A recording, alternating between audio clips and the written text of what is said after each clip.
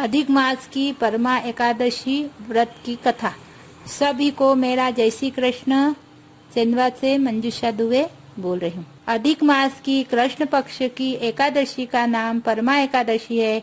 इस दिन भगवान विष्णु पुरुषोत्तम की धूप दीप और नैवेद्य से पुष्प से पूजा की जाती है, जिससे अक्षय फल की प्राप्ति होती है। कापिल्य नगरी में एक सुदामा नामक ब्राह्मण रहता था।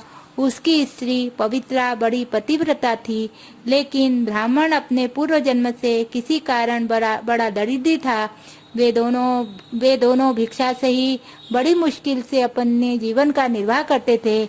ऐसी दशा में उसकी स्त्री अपना पतिव्रत धर्म निभाते हुए आए हुए अतिथि को अन्न से संस्कार करती थी, चाहे वह भूखी रह जाती थी, और अपने पति से कुछ भी नहीं कहती थी।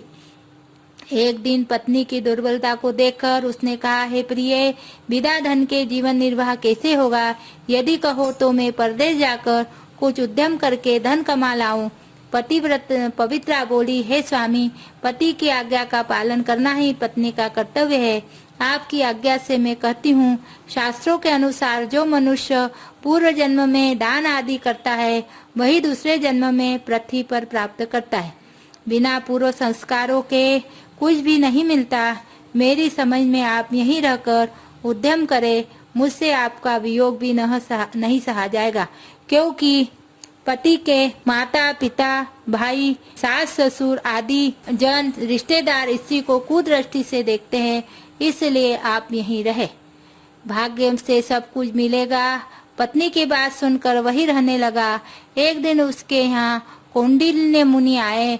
दोनों ने उनका सत्कार करके भोजन आदि कराकर अपना सब दुख सुनाकर कहा, हे मुने, हमें कोई ऐसा सरल उपाय बताइए जिससे हमारी दरिद्रता दूर हो। मुनि ने कहा, हे पवित्र, तुम दोनों अधिक मास की कृष्ण पक्ष की परमा एकादशी का व्रत करो, जिससे तुम्हारे सब दुख, दारिद्र्य, रोग, पराजय व पाप नष्ट हो जाएंगे। इसी के प्रभाव से शिव जी ने कुबेर को धन का पति बना दिया। राजा हरिश्चंद्र को पुत्र, पत्नी और राज्य पुनः प्राप्त हुआ। अतः सब विधि बताकर इस दिन से 5 रात्रि व्रत भी प्रारंभ होता है, जो बहुत उत्तम है। इसी एकादशी से शुरू कर जो 5 दिन तक निर्जल रहता है, सब कुटुंब स्वर्ग को जाता है। जो संध्या के समय एक बार भोजन करते हैं और 5 दिन तक स्नान करने के बाद ब्राह्मण को भोजन कराते हैं, उन्हें संसार को भोजन कराने का फल मिलता है। और जल कुंभ दान करने से ब्रह्मांड के दान का फल प्राप्त होता है।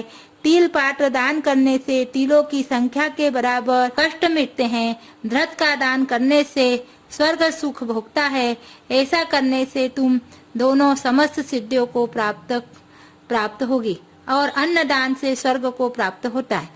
मुनि के बताए हुए अनुसार उन दोनों ने विधि पूर्वक व्रत करके सब सुख भोग कर अंत में स्वर्ग को गए। जय बोलो पुरुषोत्तम भगवान की जय।